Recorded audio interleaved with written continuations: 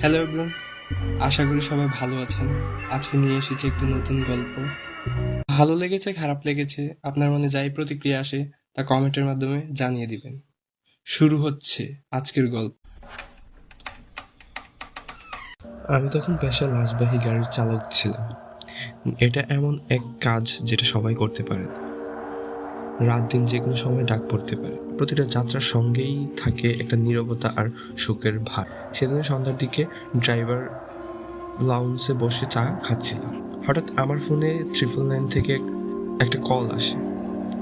সাধারণত এমন কল মানে জরুরি কিছু, অজানা লাশ বা তাড়াহুড়ার পরিবহন। ওপাশ থেকে গম্ভীর কণ্ঠে একজন বলে, আপনি কি লাশবাহী গাড়ি চালান? আমি বললাম জি। একজন মারা গেছেন, তৎক্ষণাৎ আপনার গাড়ি লাগবে, তো ঠিকানা পাঠাচ্ছি। তো আমি আর আমার হেল্পার সেলিম সহ রওনা হলাম সেই গন্তব্যে। আমরা ঠিকানায় পৌঁছে যা শুনলাম তাতে বুক কেমন করে উঠল। যে মৃত ব্যক্তি ছিল আব্দুল করিম, বয়স 50-এর কোঠায়। ঢাকার একটা সরকারি চাকরি করতেন তিনি, কিন্তু তার স্ত্রী ও ছেলে মেয়ে থাকতেন হচ্ছে চাঁদপুরের একটা গ্রামের মধ্যে। তো অফিস থেকে ফেরার সময় যে বুক ব্যথা শুরু হয় ওনার, তো হাসপাতালে নেওয়ার আগেই শেষ নিঃশ্বাস তিনি ত্যাগ করেন। পাশের বাসার লোকেরা এই খবর গ্রামের বাড়িতে পৌঁছালো। গ্রাম থেকে ফোনে তার ছেলে বলল যে আপনারা কিছু করতে হবে না, যে গোসলটা আমরা বাড়িতে করাতে চাই, সো গোসলটা আপনারা করিয়ে দিবেন না, শুধু একটা গাড়ির ব্যবস্থা করে দিন।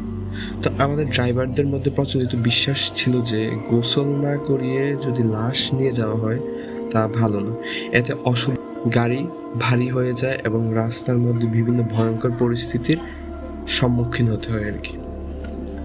তো রাত তখন প্রায় 12টা বেজে গেছে। ঢাকা থেকে যাত্রা শুরু হলো। লক্ষ্য হচ্ছে রোডটা মোটামুটি চেনা, ঢাকা টু কুমিল্লা মহাসড়ক। আমাদের গাড়িতে একটা ভালো সাউন্ড সিস্টেম ছিল। তো তাই সেলিম বলল যে ভাই, যেহেতু সবাই মুসলিম, আমরা দুজন মুসলিম এবং মৃত ব্যক্তিও মুসলিম, তাই একটা ওয়াজ ছেড়ে দেন।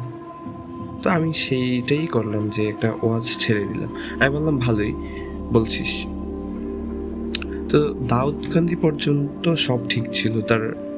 তারপর দাউদকান্দি ব্রিজ পেরিয়ে যে চাঁদপুরের রোডে ঢুকলাম, সেখানে একটা 10 কিলোমিটার দীর্ঘ এলাকা আছে, যেখানে কোনো বাড়ি দোকান কিছুই ছিল না, শুধু অন্ধকার আর দূরে গাছের ছায়া ছাড়া।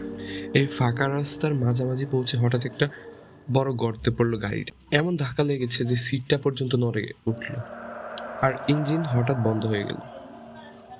এ কি হলো ভাই? সেলিম ভ্যাবাচাকা খেয়ে গেল, কারণ গাড়িটা ছিল নতুন, এভাবে বন্ধ হওয়ার কথা নয়।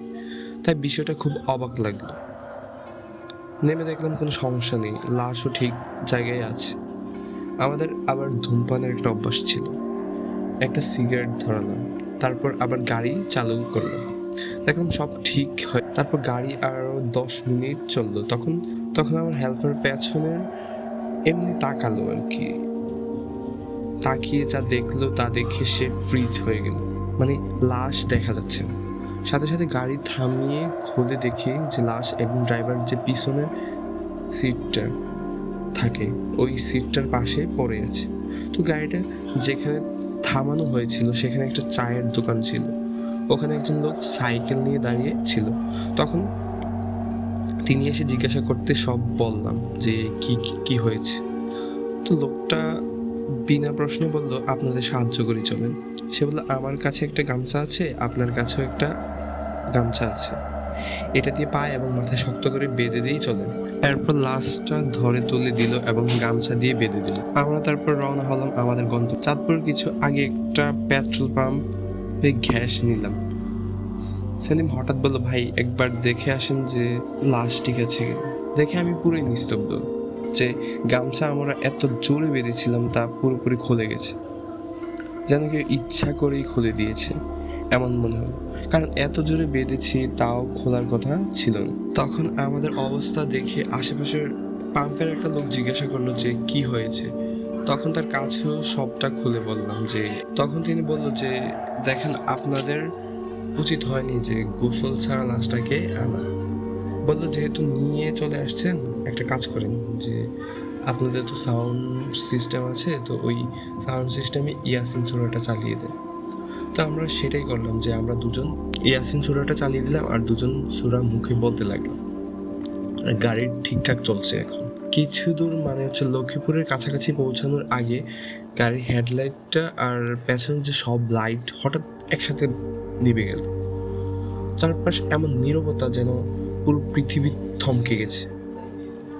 গাড়ি ভারী হয়ে গেছে, গাড়ির গতিও তেমন অনেকটা কমে গেছে।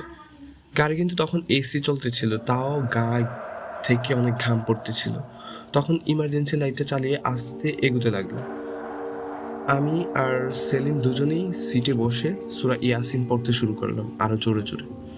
বাতাস তখন একটা ঠান্ডা পচা গন্ধ বেশি আসছিল, ঠিক যেন কবরের মাটির ভেজা গন্ধ। মাঝে মাঝে মনে হচ্ছিল যে আমি যেন কোথায় হারিয়ে যাই। কিছু সামনে গিয়ে একটা বাজার পেলাম, যেখানে গিয়ে আবার চা খেয়ে আবার গাড়ি চালাতে গিয়ে দেখি তখন আবার সব লাইট জ্বলতেছে।